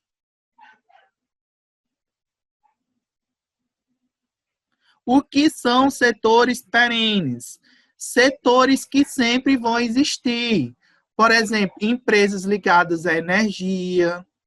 Sempre a gente vai demandar energia. Então, essas empresas sempre vão existir, sempre vão dar lucro, né? Tem uma empresa que está rendendo muitos dividendos, que é a Taesa. Né? Ela está rendendo muitos dividendos. Aí. O que os investidores mais falam é essa empresa, essa Taesa, que ela rende muito. Empresas do ramo financeiro. Ou seja, bancos. Sempre vai existir bancos. Então, inclusive, os bancos brasileiros são as empresas que rendem mais lucros, principalmente os privados. Aí. O Itaú ele é uma ótima empresa pagadora de dividendos. Você já tem duas ações aí que rendem dividendos. Né? Então, setores perenes. Commodities. É um setor perene? Não é. Por exemplo, Petrobras. Não tem um pouco valor agregado. Tem gente, vou investir na Petrobras, que a Petrobras do governo vai se lascar, depois comprar a ação da Petrobras, depois cai o valor de mercado dela. Então, empresas com setores perenes, tecnologia. Então, sempre essas empresas de tecnologia, elas sempre vão dar lucro, né? A maior parte das vezes elas vão dar lucro. Então, buscar setores perenes. Busca, né? Você vai buscar responder a pergunta: qual o potencial, né, justo determinado da empresa?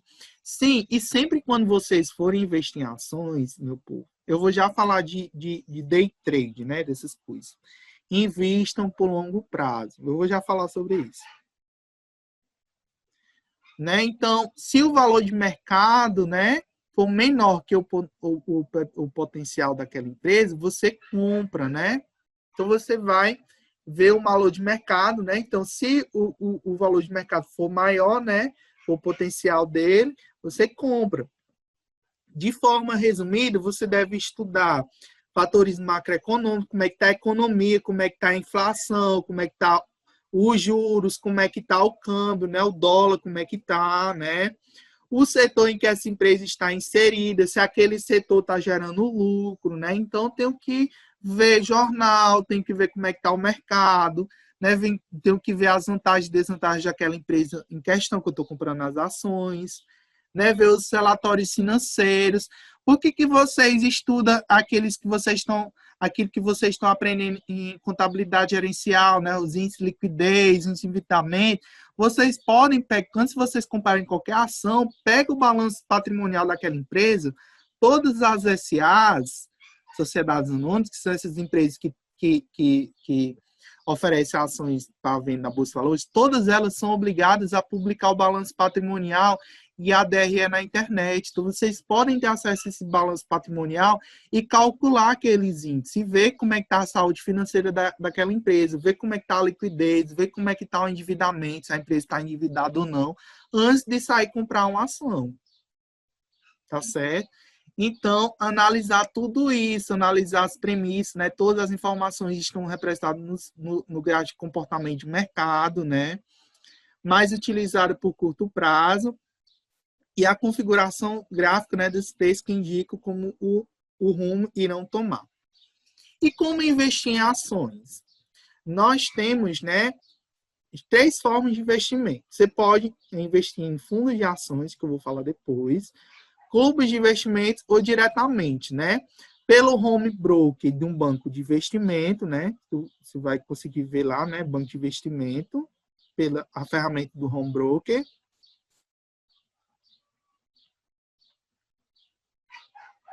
O Banco Inter, por exemplo, ele tem um home broker, você consegue investir em ações diretamente pelo Banco Inter.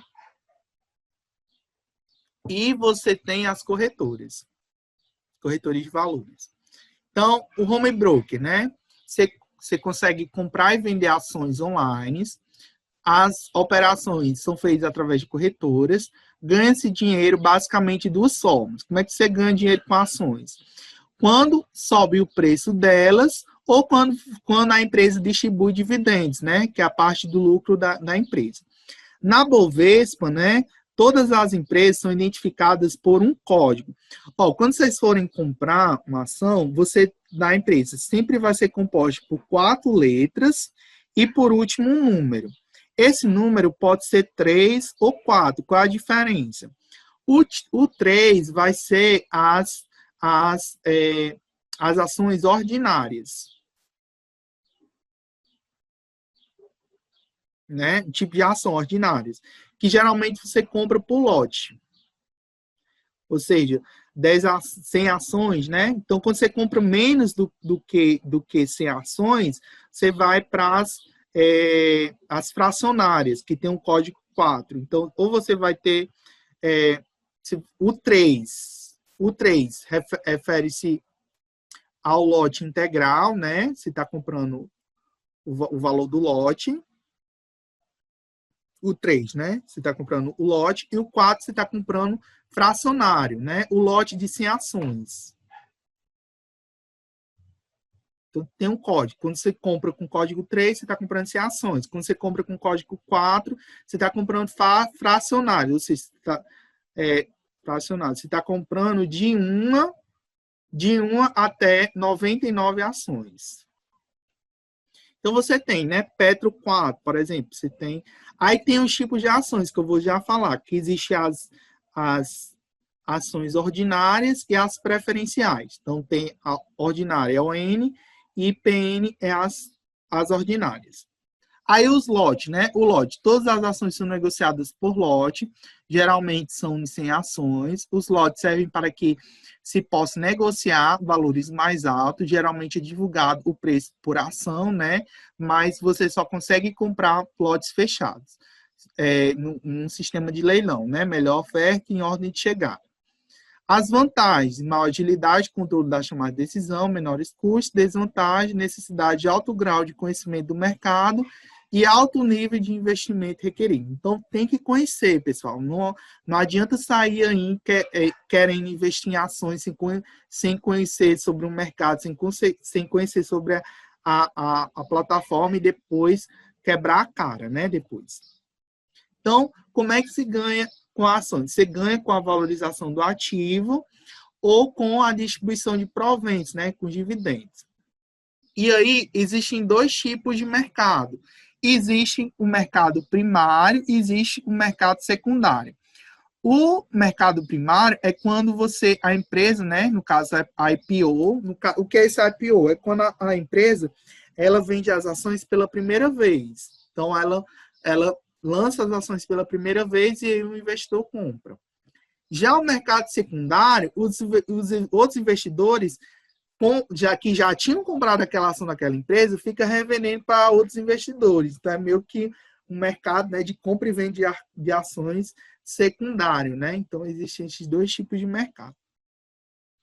E aí, existem 3 tipos de ações. Existem as ações ordinárias, preferenciais e UNIT. Aí, as ordinárias, elas possuem ticket, né, de home broker com final 3, como eu falei, PTR3. O que é as ordinárias? Os acionistas, eles possuem direito a voto na empresa, nas assembleias da empresa, tá certo? Então, as ordinárias, eles têm direito a voto. As preferenciais possuem o ticket home broker com final 4, né, tem um preto 4. Os acionistas, as preferenciais, os acionistas têm preferência no recebimento de dividendos. Então, o bom das preferenciais é isso, que os acionistas eles têm preferente direito de dividendos, mas, em compensação, não possuem direito a voto na empresa. E as UNITs é como se fosse um pacote de ações, né? Tanto ordinárias como preferenciais. Geralmente, uma ordinária e 2 preferenciais. E aí elas têm um final 11, né? Tá, é 11. E aí você tem, né, um quadro, né, comparativo dos tipos de ações. o tipo, né, ordinário, o símbolo ON, né, possui direito a voto nas assembleias, né, e paga com dividendos na participação no preferencial. Só que você não tem participação preferencial nesses dividendos. E as preferenciais, né, você não tem direito a voto, mas em compensação você tem prioridade no recebimento dos dividendos. Aí vamos aqui a alguns esclarecimentos, né? Tem um negócio das operações normais day trade. O que é esse famoso day trade, né? Que vocês podem até já ouvir falar. O que é isso?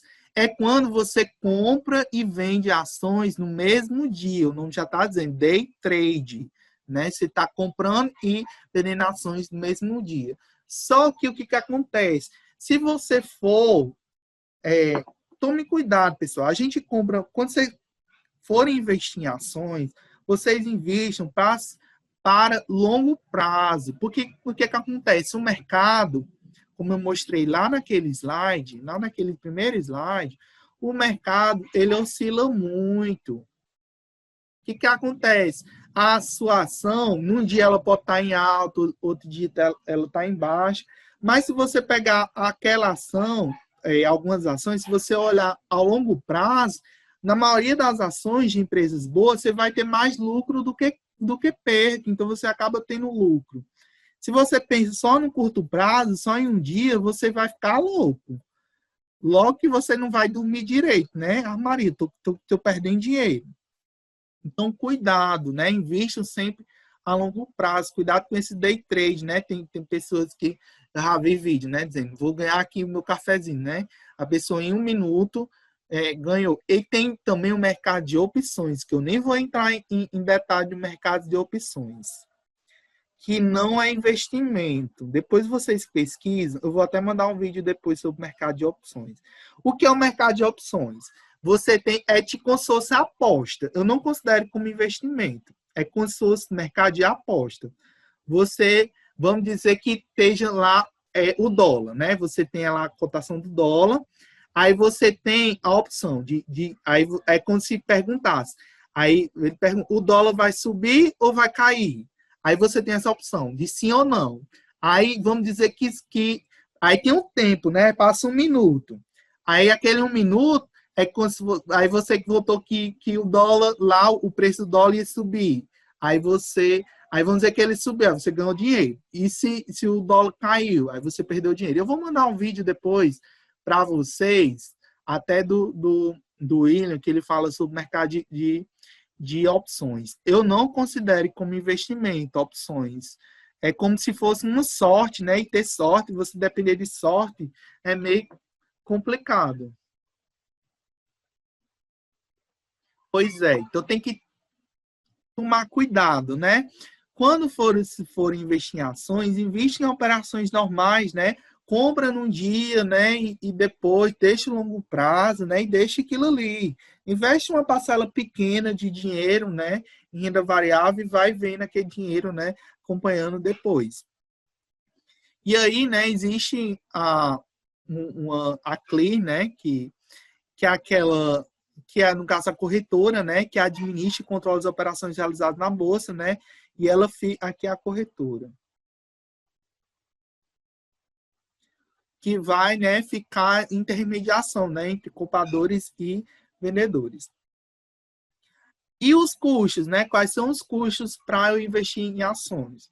Você pode ter 3 tipos de custos: custo com corretagem, taxa de custódia e ainda é um monumento de liquidação. Corretagem é a fonte de receita das corretoras. A maioria das corretoras vão cobrar taxa de corretagem. O que é isso? O que é essa taxa de corretagem? Quando você quer comprar uma ação, você dá uma ordem de compra.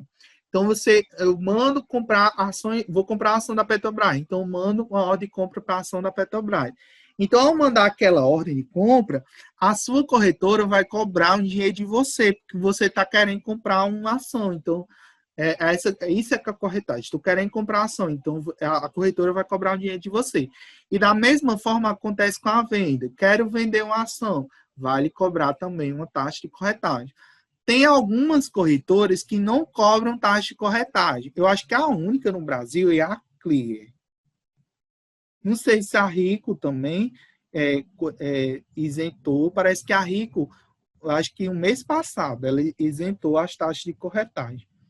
Mas a Clear, eu acho que é a única que não cobra taxa de corretagem. Todas as outras cobram. Eu mandei lá no AVA um comparativo de corretoras e as taxas que elas cobram. Depois vocês dão uma olhada. E tem um vídeo também. Eu vou mandar o vídeo para vocês no grupo de vocês. Eu vou colocar lá o vídeo para depois vocês verem. Ele do INE, ele explica ele faz um comparativo, né, do que as taxas que cada corretora cobra. Então, geralmente são valores diferentes, né, são cobrados em operações realizadas via home broker, né, que é a ferramenta dentro do banco em que você opera as ações, ou na mesa de operações. Pode ser um valor fixo por operação, uma porcentagem do valor da transação ou um misto dos dois. Aí existe a taxa de custódia. O que é a taxa de custódia? É a taxa que a corretora cobra por guardar o seu dinheiro que está investido na bolsa. Ela cobra uma taxa todo mês só por você deixar o seu valor lá investido. Então, a bolsa cobra 0,25% ao ano. As corretoras, elas podem ou não repassar esse custo para seus clientes, né? Algumas isentam, né? Apenas se houver operação no mês. Então, se você não fizer a operação, elas cobram. Emolumentos, né? É uma fonte de receita da bolsa, né? Da bolsa das corretoras, que está em inglês. Né? É cobrado em toda compra e venda, né? Geralmente, ela é de 0,0325% para operações normais e 0,025% para operações de day trade, né? Operações de compra e venda de ações no mesmo dia. E ainda tem a tributação, além disso tudo, ainda tem a tributação, né? Como eu já falei, né? Operações de venda menores que 20 mil por mês são isentas de tributação. Isso para venda, né? Não é para compra, não, é para venda. As menores que 20 mil são isentas de IR. Aí a alíquota normal é 15% para operações normais e 20% para day trade. A base de cálculo é o ganho líquido da venda acima de IR. E você vai ter que pagar, né, a DARF, é você que paga a DARF. Então, você calcula o imposto devido e paga lá para a Receita. Pode se descontar pelas perdas ocorridas em meses anteriores. Na fonte é descontado 0,05% total investido, né, comprado normal ou 1% do ganho oferido em day trade. O requerimento do IR deve ser feito até o último dia do mês seguinte. Então, todo mês você vai ter que calcular o imposto de renda devido e pagar. Então, recolhe-se também o ISS da cidade em que a corretora se situa. Então, além do IR, também tem que recolher ISS. Nós temos aí as ações ordinárias e preferenciais, né? As ações, estou só repetindo, né? Dão direito ao voto na Assembleia de Acionistas, as preferenciais dão preferência na distribuição de resultados. O resultado econômico resultado de investimento em ações advém de dois componentes, né? Ganho, perda de capital, né? Oscilação do preço das ações de mercado, mais proventos, ainda provenientes da distribuição de lucro gerado pela empresa. E os proventos, né? Em assembleia, decide o destino do lucro do período, né? A periodicidade de distribuição deverá estar no estatuto da empresa, né? Mensal, semestral, anual, né? Geralmente expresso em reais de ação. As vantagens, né? De se operar em ação. Uma rentabilidade histórica superior às aplicações de renda fixa, né? Então, você pode ter certeza que as ações elas rendem bem mais do que as aplicações de renda fixa, mas com compensação, né, tem maior risco, né? Alto potencial de rentabilidade, você se torna sócio da empresa, né? Então, se a empresa tiver lucro, ela vai repassar aquele lucro para você. São ótimos investimentos de longo prazo, né? A possibilidade de diversificação, né, e recebimento periódico de dividendos. Essas são as principais vantagens. E por que investir em ações, né? Se você tivesse investido R$10 mil em julho de 2004, né? Em 2014, se você tivesse investido 10 mil reais em 2004, hoje você teria, né? Ó, se você tivesse investido 10 mil reais na poupança, em 2014 você só teria 20.700. Se você tivesse investido, por exemplo, no CDI, você só teria 31.500, né? Investimento atrelado do CDI. Aí, se você tivesse investido em ações, ó, se você tivesse investido, replicado um Ibovespa, por exemplo, tivesse comprado um ETF, né? Um ETF que replica o índice Ibovespa, você teria 27.200. Se tivesse comprado ações da Ambev, você teria 56.400. Se você tivesse comprado ações da Americanas, né? Com 10 mil, 10 anos depois você teria 100 mil. Se você tivesse comprado 10 mil dessa CEMIG, né, você teria 110.500. E se você tivesse comprado na Alpargatas, né, você teria 183 mil com apenas 10 mil investidos. Então, veja, pessoal, que o investimento de ações é ao longo prazo, né? Então, eu sei que é muita coisa para vocês colocarem na cabeça, mas enfim, né? O que eu posso fazer? Estou tentando fazer. Sim, só para a gente terminar aqui a aula de hoje, aí tem essa frase do Warren Buffett, né, que ele diz que o mercado de ações é um mecanismo de transferência de riqueza das pessoas impacientes para os pacientes. Então, para você que opera em day trade, né, você nunca vai ficar rico, né? Em compensação, se você deixar a longo prazo, né, vai rendendo, né? E no futuro você vai ter altos lucros, né, com as ações. Pronto, os fundos de ações, ó, falta bem pouquinho para a gente finalizar. Ó, falta só. Cadê? Ó, aí vai parar por hoje. Aqui, ó, nós temos o slide 53 de 82. Mas, enfim, falta pouca coisa. Só falta os fundos de ações e as ETFs. O resto é só gráfico. Ó. Aí tem também um questionário, um teste de investidor, que depois eu vou fazer com vocês na próxima aula. Mas se vocês quiserem, vocês podem fazer. E tem aqui, ó, qual é o seu conhecimento sobre investimentos, né? Os outros são mais coisas simples, né? Então, na próxima aula, eu concluo, na próxima semana. Sim, aí tem um negócio, tem uma atividade lá na plataforma que eu queria que vocês dessem uma olhada. Vocês estão vendo aí a plataforma? Falta 4 minutos. Minha gente já vai dar 5h30. Eu sei que vocês não me aguentam mais, já estão mortos e cansados. Mas, enfim.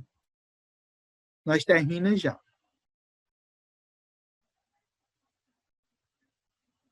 Amanhã, dependendo do tempo, se a gente terminar, amanhã eu vou explicar para vocês esse primeiro exercício aqui. Cadê? Esse exercício aqui, né, dos cálculos. Amanhã eu vou explicar para vocês como é que calcula, explicar para vocês como é que faz esse primeiro exercício aqui. Aí, que ele é mais para renda fixa, como eu já terminei a renda fixa, eu vou explicar. Esse exercício aqui são 30 questões, mas é só de marcar. Todas são de marcar. E a maioria são fáceis, a maioria já são sobre coisas que eu já expliquei nas aulas passadas e na aula de hoje. Então, vocês já podem fazer. Não vai dar tempo de corrigir.